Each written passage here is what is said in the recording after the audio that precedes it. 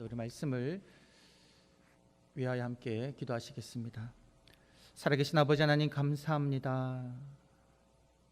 이 시간 주님의 말씀 앞에 엎드리오니 살아계신 아버지 하나님 친히 우리들에게 말씀하여 주시옵소서. 하나님의 말씀이 우리의 심령밭에 심겨지게 하여 주시고 그 말씀이 아름답게 풍성하게 열매 맺는 복된 시간 되게 하여 주옵소서. 감사드리옵고 구주 예수님의 이름으로 기도드리옵나이다. 아멘. 할렐루야. 하나님을 찬양합니다.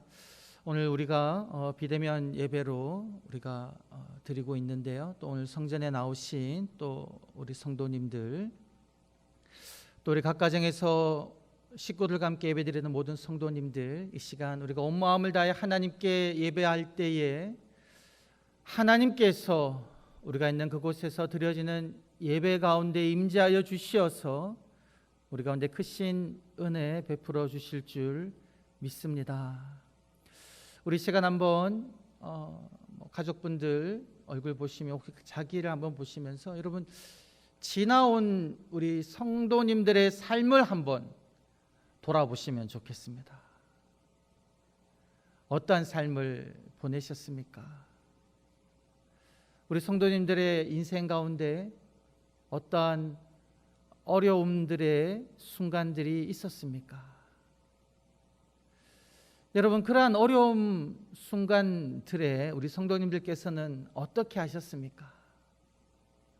아마 대부분의 성도님들이 하나님께 매어 달리셨을 것입니다. 여러분, 그 순간들에 하나님께서는 우리 성도님들의 삶을 어떻게 인도해 주셨습니까? 어떻게 나타나 주셨고 어떻게 그 어려운 일들을 해결해 주셨습니까? 여러분, 그 지나온 과거 우리 성도님들의 경험들을 한번 이 순간 잠시 잠깐 한번 생각해 보시면 좋겠습니다. 우리 지난주에 한 절 외침이 하나님께서 우리들에게 나타나셔서 우리에게 힘을 주신다라고 말씀드렸는데요. 하나님께서 우리 성도님들의 그 지난 과거 어려운 삶의 순간 속에서 어떻게 나타나셔서 어떻게 힘을 주셨습니까? 요즘에 이제 유튜브로 찬양을 듣다 보면 설교를 듣거나 하다 보면 그 중간중간에 이제 광고가 나오는데 가끔씩 그런 어떤 알림이 나오더라고요. 여러 복지재단에서 지금 도움이 필요한 그런 아이들의 소식을 전하는 그런 영상들을 보게 됩니다. 아이가 태어났는데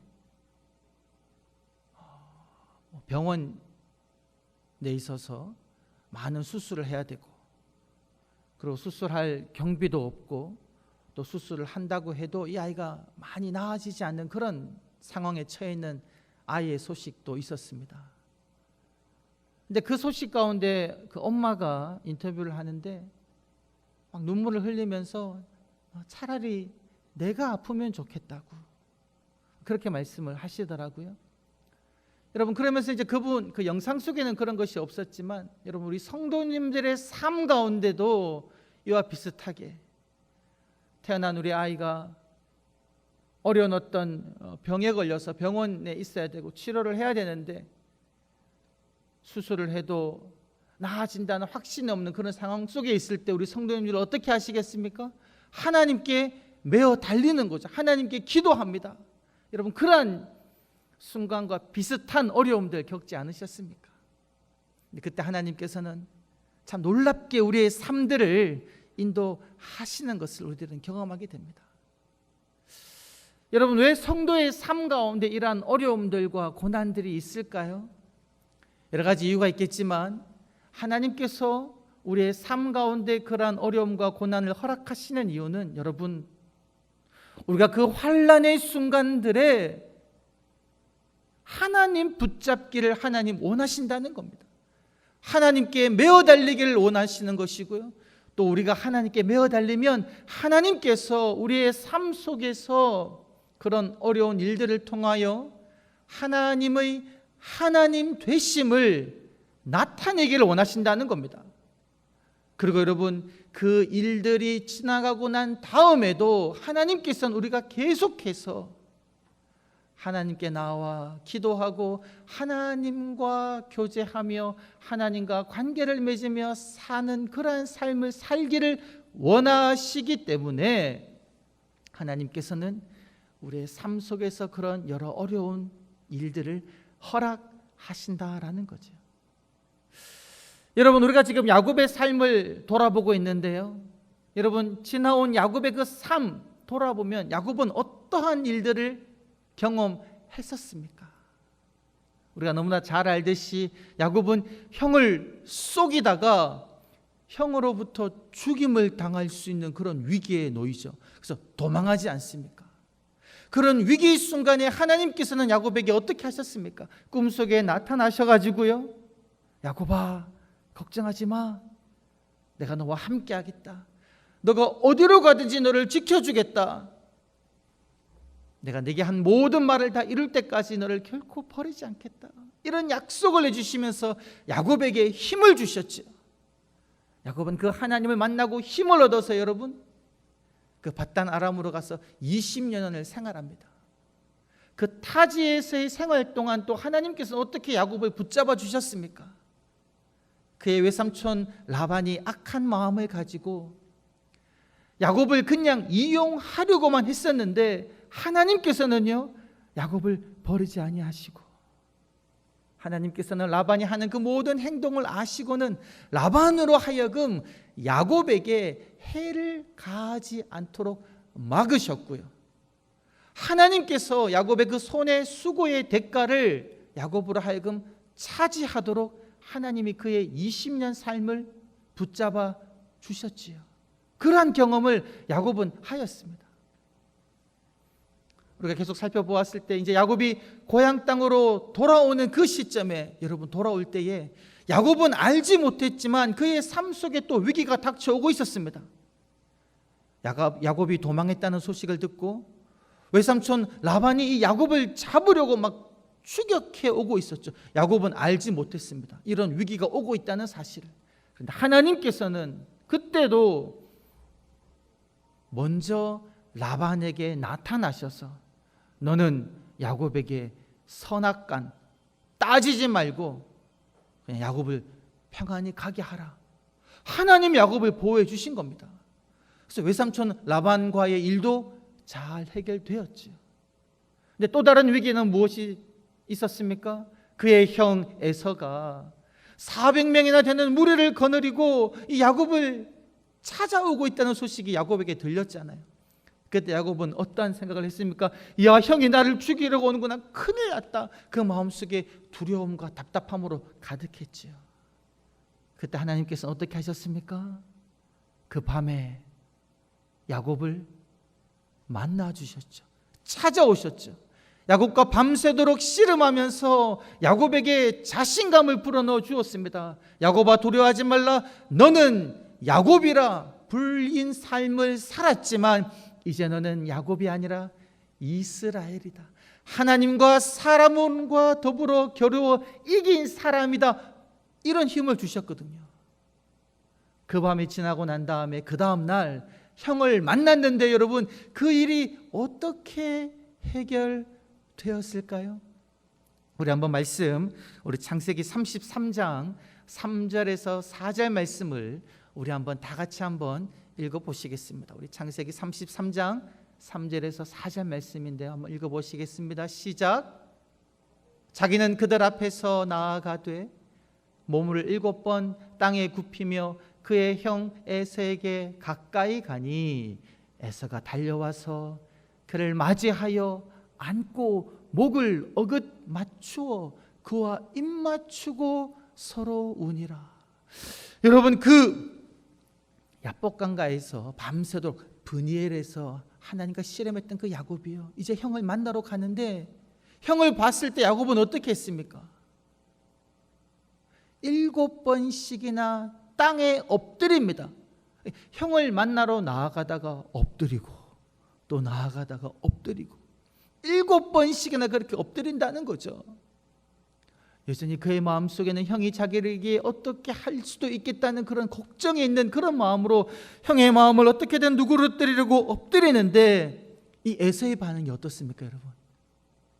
달려와서 야곱에 안고 목을 어긋맡기고 서로 입을 맞추면서 막 울었다는 거죠. 그 모든 은원이, 억한 심정들이 다 사라진 겁니다. 야곱을 환대한 거죠. 이런 어려움들이 하나님의 개입하심으로 말미암아, 하나님께서 그 에서의 마음을 만져주심으로 말미암아 해결돼 버린 겁니다. 이런 경험을 야곱이 했다라는 것이죠. 그래서 이제 야곱은 에서가 이제 세일산으로 자기의 거주지로 돌아가고 난 다음에 야곱도 이제 길을 계속 갑니다. 여러분, 이렇게 야곱이 자기의 그 지난 20년간의 그 도망자의 삶을 마감하고 이제 형과의 문제도 해결되고 그가 이제 여정을 계속하는데요. 그의 그 여정은 어디로 가야 했겠습니까? 여러분, 야곱의 걸음은 어떤 방향을 향하여 나아가야 했겠습니까? 여러분, 말씀 창세기 31장 13절을 보시면요, 우리 한번 화면에 말씀을 한번 띄워주시겠습니까? 보시면 하나님께서 야곱이 밧단 아람에 있을 때에 야곱에게 나타나셔서 그렇게 말씀하셨습니다. 우리 13절 말씀 다 같이 한번 읽어보실까요? 시작. 나는 베델의 하나님이라. 네가 거기서 기둥에 기름을 붓고 거기서 내게 서원하였으니 지금 일어나 이곳을 떠나서 내 출생지로 돌아가라 하셨느니라. 여러분, 밧단 아람에 있을 때 하나님께서 야곱에게 돌아갈 것을 명령하시고 돌아갈 그 종착지로 말씀하신 곳은요, 그의 출생지입니다. 베델에서 나타나셨던 그 하나님이 역사하신 그 가나안 땅, 이 출생지는 어디냐면 이 가나안 남부 지방, 네게브 지방, 그곳으로 이제 돌아가라는 거였거든요. 근데 야곱이 이제 이 형과 헤어지고 난 다음에 이 야곱의 여정을 잠시 한번 살펴보도록 하겠습니다. 어디로 갔냐면요, 여러분 33장 17절을 보시면 지금 이 야곱은요 어디에 머무르냐면, 여러분 말씀을 한번 보시면 숫곳이라는 곳에 머뭅니다. 이 숫곳에 머물러 가지고 이제 그 긴 여정을 통해서 지쳐 있었던 그의 가축들을 잠시 쉬게 하는 그런 시간을 숫곳에서 보냅니다. 그런 다음에 야곱은 어디로 가냐면요, 우리 18절 말씀을 한번 보시겠습니다. 18절 말씀을 보시면 제가 한번 읽어드릴게요. 말씀 한번 보십시오. 야곱이 밧단 아람에서부터 평안히 가나안 땅 세겜 성읍에 이르러 그 성읍 앞에 장막을 쳤다. 이제 세겜에 머문 겁니다. 세겜에. 자, 그 다음 여러분 19절 20절 말씀 한번 보시겠습니다. 이 19절 20절 말씀 우리 한번 다 같이 한번 읽어보시겠습니다. 시작. 그가 장막을 친 밭을 세겜의 아버지 하몰의 아들들의 손에서 베크시 땅에 샀으며 거기에 제단을 쌓고 그 이름을 엘 엘로헤 이스라엘이라 불렀더라. 지금 야곱은 세겜의 장막을 치고는요, 그가 장막 친 그 땅을 그 세겜 사람에게서 돈을 주고 구입했다라는 겁니다. 여러분, 지도를 보시고 잠시 한번 지도를 한번 보시겠는데요, 이 지금 야곱의 여정을 한번 보시면 이렇게 된 겁니다. 지금 이 브누엘에서 여러분 밤새 하나님과 씨름을 합니다. 그리고는 이곳에서 형을 만나서 형과 평안히 헤어지고 난 다음에 이 야곱은 바로 여기 이 숫곳에서 잠시 가축들을 쉬게 하고 난 다음에 어디로 가냐면 이 물길을 따라서, 이 계곡길을 따라서 이 지금 세겜에 머무른 겁니다, 여러분. 이 세겜. 이 세겜 성 앞에 장막을 치고 이 땅을 구입한 거죠.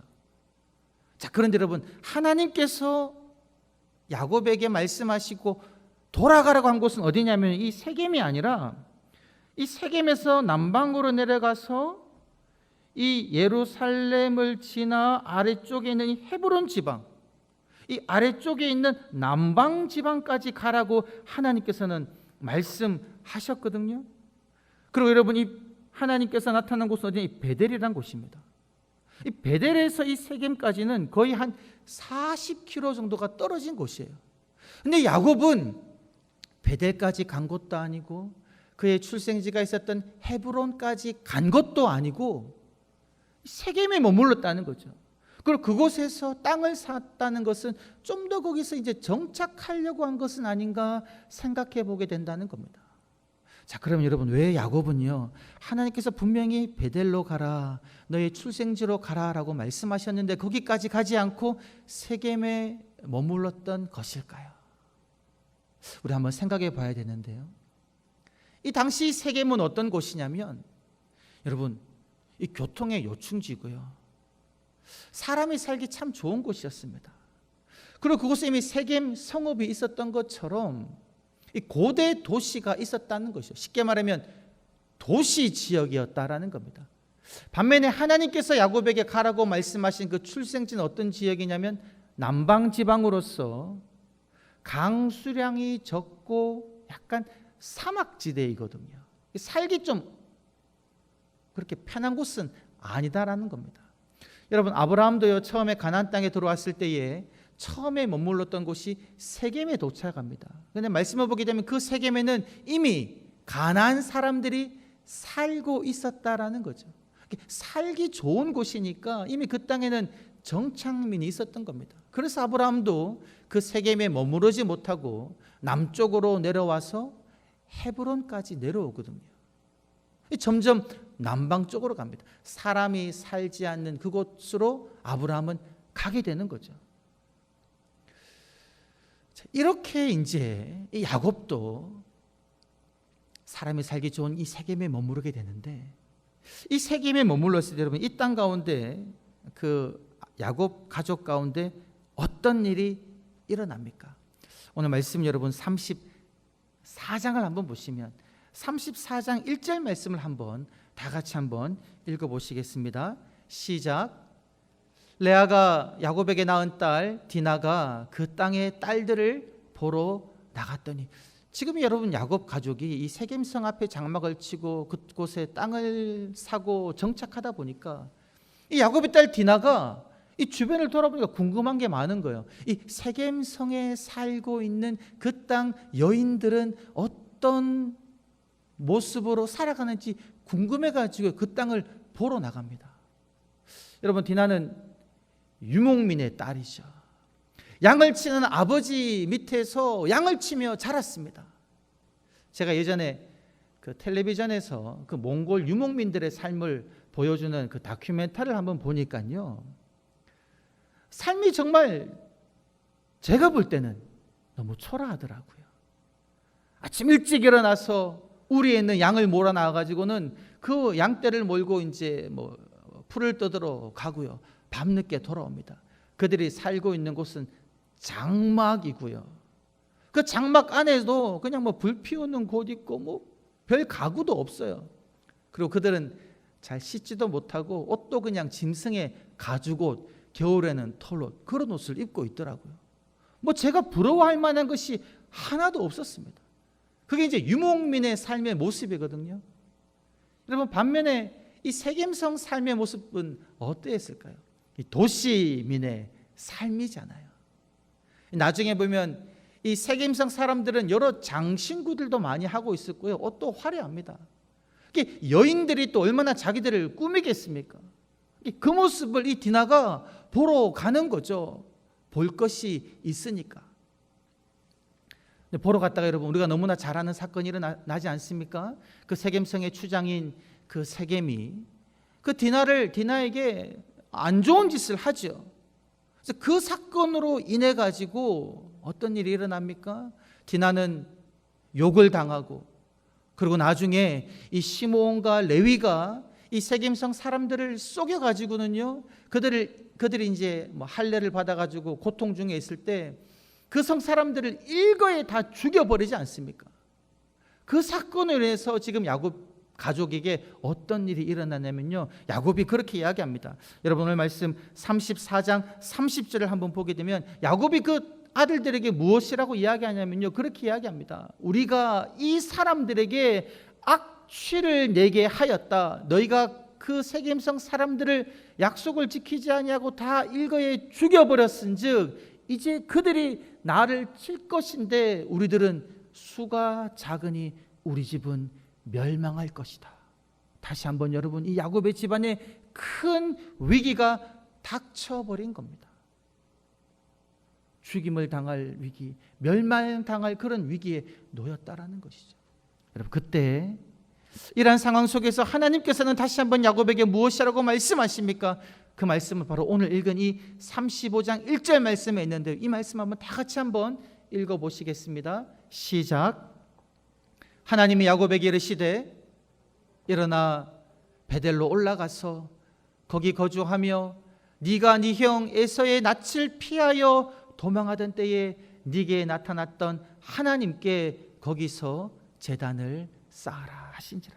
여러분, 하나님께서 지금 이 어려움에 봉착한 이 야곱에게, 위기를 당면한 이 야곱에게 하나님께서는 무엇이라고 말씀하십니까? 너는 일어나, 이 세겜에 머무르지 말고 일어나 베델로 올라가서 거기에 머무르며 네가 네 형 에서의 낯을 피하여 도망하던 때에 네게 나타났던 하나님께 제단을 쌓았던 그곳에서 하나님께 제단을 쌓으라 라고 말씀하신다라는 것이죠. 무슨 말씀입니까? 세겜에 머무르지 말고 베델로 올라가라는 겁니다.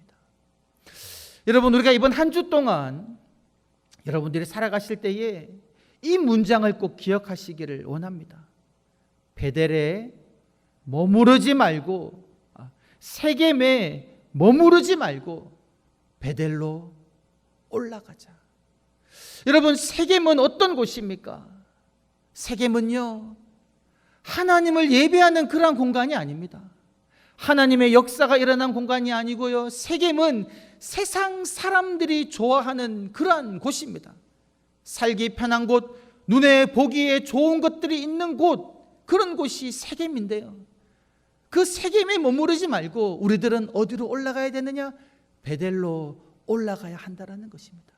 여러분, 이 베델이 상징하는 것은 무엇입니까? 이 베델은요, 하나님께서 늘 그렇게 말씀하셨습니다. 나는 베델의 하나님이다. 네가 네 형 에서의 낯을 피하여 도망할 때 나는 그곳에서 네게 나타나 내게 힘을 주었다.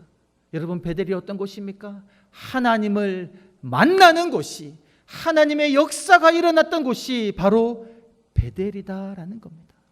히브리서 4장 12절 말씀 보게 되면 그렇게 이야기하고 있습니다. 우리가 날마다 하나님의 긍휼하심을 입고 때를 따라 돕는 은혜를 얻기 위하여 은혜의 보좌 앞에 담대히 나아갈 것이니라. 이 베델이 바로 어떤 곳이냐? 하나님의 은혜와 긍휼이 가득한 그 은혜의 보좌이다라는 것입니다. 우리는 끊임없이 세겜에 머무르지 않고 베델로 올라가야 한다는 겁니다. 여러분의 삶의 일상생활 속에서 늘 분별해야 할 것입니다. 지금 이곳은 세겜인가? 아니면 지금 이곳은 베델인가? 내가 지금 있는 이곳은 세겜성인가? 아니면 내가 지금 거하고 있는 이곳은 베델인가? 늘 분별해야 한다라는 것이죠. 요즘에 여러분, 이 사람들은 이 코로나19 시대 때 뭐 비대면이라고 이야기하지 않습니까? 그런데도 보면요, 막 여행은 많이 다니는 것 같더라고요. 많이 다닙니다. 여러 경로를 통해서 보게 되면요, 이 주말에, 이 주일날 사람들은 어디를 가냐면요, 마스크 쓰고 막 등산을 다닙니다. 자전거 타고요, 좋아하는 사람들은 막 자전거 타러 주말에 막 온갖 곳으로 다닙니다. 골프를 좋아하시는 분, 운동을 좋아하시는 분들은 운동하러 다닌다는 것이죠. 우리 성도님들 중에도 그런 분이 있을 수 있습니다. 지금 비대면으로 예배드리고 하니까, 영상으로 드리니까 언제 어느 시간대든 내가 원하면 뭐 예배 드릴 수 있으니까 하루 종일 내가 좋아하는 것 놀러 다니다가 저녁에 집에 와서 영상 잠깐 틀고 예배 드리고 예배 드렸다라고 생각할 수도 있는 그런 상황에 있다라는 거죠. 여러분, 그런 삶의 모습 속에서 세겜은 어디입니까? 내가 좋아하는 것, 즐기는 것, 그거 세겜인 거죠. 반면 여러분, 우리가 지켜야 하는 그 베델은 무엇입니까? 하나님의 역사가 일어나는 예배의 자리, 기도의 자리이다라는 것이죠. 여러분, 저희가 이제 2주 전에 4단계로 격상되고 난 다음에 이제 모든 예배가 이제 비대면이 되었지 않습니까? 그래서 제가 이제 그때 그 주간 이제 휴가 2주차여서 이걸 어떻게 하나 하고 있는데, 하나님께서 여러 경로를 통해 제게 이제 그런 감동을 주시더라고요. 이때 더 기도해야 되겠다. 그래서 그 새벽에 나와서 이제 그 새벽 기도를 하나님께 예배를 드렸습니다. 그리고 제가 그 첫날 우리 성도님들에게 아주 강하게 말씀을 드렸습니다. 우리가 이제 2주 동안 비대면 예배가 시작됐는데 우리가 이럴 때일수록 더욱더 기도와 예배의 자리를 지키자. 그래서 그렇게 말씀을 드렸어요. 이 지금 새벽 기도에 참석하시는 분들이 예배 드리시고 난 다음에 우리 성도님들만 예배 드리지 마시고 이 영상 링크를 우리 주변에 구역 식구들에게 전해 주십시오. 그래서 많은 성도님들이 함께 이 새벽에 기도하고 예배 자리에 참여할 수 있도록 권면하자고 제가 좀 강력하게 말씀을 드렸습니다. 너무나 감사하게도요, 우리 많은 성도님들이 그 동일한 하나님의 감동하심을 받았는지요, 그때 이후로 그 새벽 기도 이제 조회수라는 걸 보지 않습니까? 한 40-50명이 더 새벽 기도를 드리시더라고요. 평소보다 많은 사람들이 그때가 위기임을 알고 베델의 하나님께로 올라가는 그런 일들이 있었다라는 거죠. 그런데 여러분, 안타까운 것은 뭐냐면요, 이제 그 주가 지나고 난 다음에 그 다음 주 시간이 흐를수록 그 조회수가 점점 떨어지는 겁니다. 무슨 말입니까, 여러분? 처음에 이 마음의 감동을 받고, 그래, 이때 우리가 더욱더 하나님께 기도해야 되겠다, 위기의 순간이구나, 많은 사람들이 기도에 동참했다가 시간이 흐르면서 점점 젖어들고 뭐 그렇게 위기가 아닌가 보다 하면서 일상 속으로 젖어드는 겁니다. 세겜의 삶이 더 편한 거지요. 그러면서 기도의 자리를 지키기보다, 예배의 자리를 지키기보다 세겜성 앞에서 장막을 치며 나의 일상의 즐거움에 조금씩 젖어드는 삶을 이제 익숙해지는 거죠. 이것이 여러분, 사실은 여러분, 제가 이게 대단한 큰 죄악이 아니라 우리 인간의 지극히 정상적인 모습을 보여주는 한 단면이다라는 겁니다.